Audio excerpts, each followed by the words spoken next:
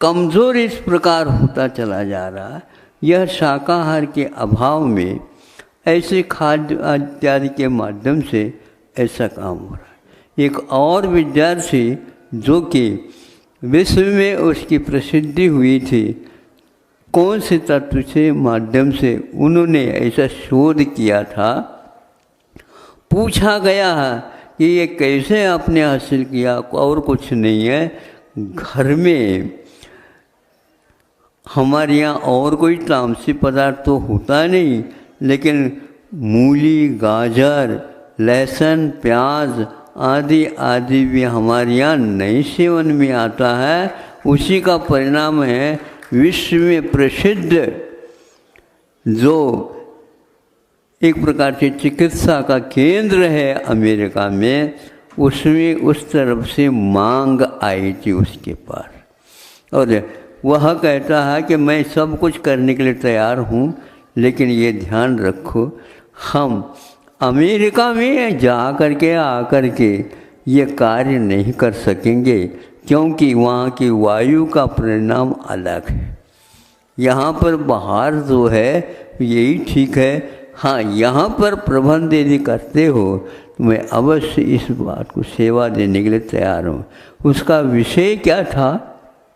उसका विषय यह था कि बुरे से क्रिमिनल कोई भी कार्य करता है सभी प्रकार से, तो उसके दिमाग में कौन से ऐसे तत्व है जिसके माध्यम से इस प्रकार की क्रूरता करता है, उसमें कारण क्या क्या हो सकता है। तो उसने ये कहा था कि उसमें यह लहसुन और प्याज भी एक प्रकार से बाधक होते हैं। इसके शोध करने के लिए मुझे इससे मदद मिली, और यह मदद एक प्रकार से हमारी घर में परिवार के लोग हैं उन्होंने किया था। वह विश्व में पहले नंबर में आया था। उस समय राष्ट्रपति महोदय कौन थे? वह कलाम साहब थे। उन्होंने कहा, अरे मुझे तो 80 वर्ष लगे वैज्ञानिक होने में, तुमने तो छुटपन में ही वैज्ञानिक कह रहा है। मुझे बहुत गौरव है कि यह इस प्रकार के आज भी संतान के हित के बारे में सोचा जा रहा। आप लोग क्या सोच रहे हैं? विदेशी साहित्य पढ़ने से यह काम नहीं चलेगा। अब दूसरी बात हम आपके लिए कहना चाहते हैं, आचार्य कुंद देव ने क्या कहा, आचार्य अन्य जो है शास्त्रकार ने क्या कहा, वह बहुत सूक्ष्म विषय है। वह यह है कि कुंद कहते हैं मांसाहार तो करना दूर की बात है, मांस को छूना भी नहीं चाहिए।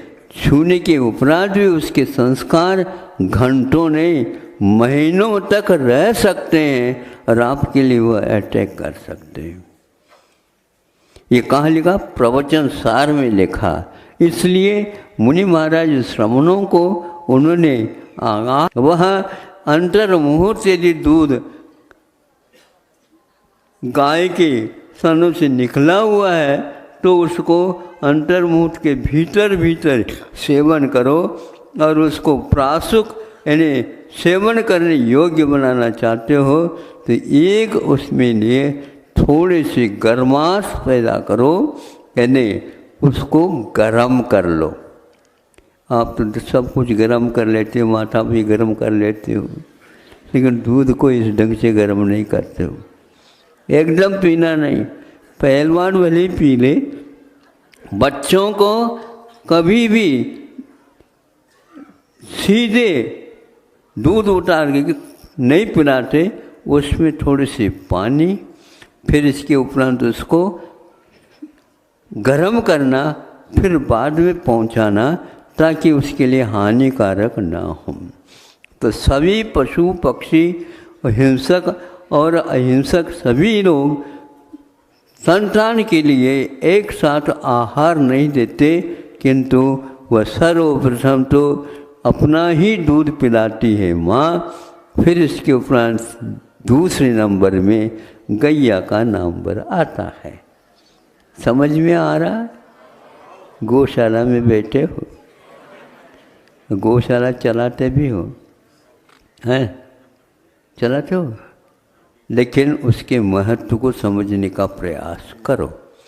इतना ही मैं समझता हूँ आज कि वस्त्र के ऊपर यदि मटन टेलर नाम का जो पॉलिश है अनिवार्य हो जाता उन धागों के सूतों के ऊपर, अब वह कब तक उसने अपना संस्कार रखता है मैं नहीं कह सकता, क्योंकि वह हमेशा हमेशा उसके साथ बना रहता है। सूक्ष्म से सूक्ष्म एक अंतिम उदाहरण दे करके, चूँकि आप लोगों को उदाहरण के माध्यम से याद रखने की सुविधा हो जाती है और हमें प्रवचन में सुविधा हो जाती है, वह यह है कि चरस होता, चरस जो किसान दो बैलों के माध्यम से किसी के माध्यम से, आज तो यंत्र चालू हो गए, मशीन आ गए, किंतु पहले ऐसा चलता था, किंतु वह चर्म का होता था। उसके पानी को पीने से पहले सभी लोग मना करते थे। हम उसको देख कर के मना के इतने कितने पवित्र और सफ़ेद और स्वच्छ साफ पानी आ रहा, पीने में क्या नहीं, वहाँ उस चरस से संबंध रख कर के पानी आ रहा है, इसलिए हमारे भीतर उसका एक भी कण पहुँच सकता है, भयानक रोग पैदा कर सकता है। भयंकर रोग जो हो रहे हैं आप लोगों के लिए, यही विदेशी भोजन के कारण ऐसा हो रहा।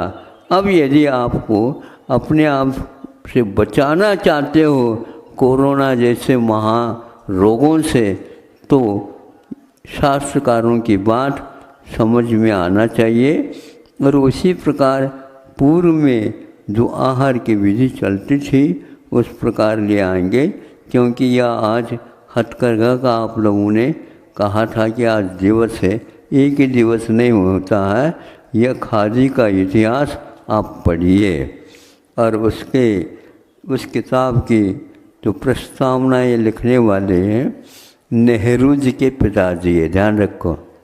नेहरू जी ने इसके बारे में कुछ कहा ही नहीं, बल्कि कुछ विरोध किया। उन्होंने अपने इन पंक्तियों के माध्यम से अपने पिताजी के मौलिक सिद्धांत को ही विरोध के विषय बनाया था। ये ध्यान रखना, पश्चिमी शिक्षा का ये परिणाम है। अहिंसा परमो धर्म।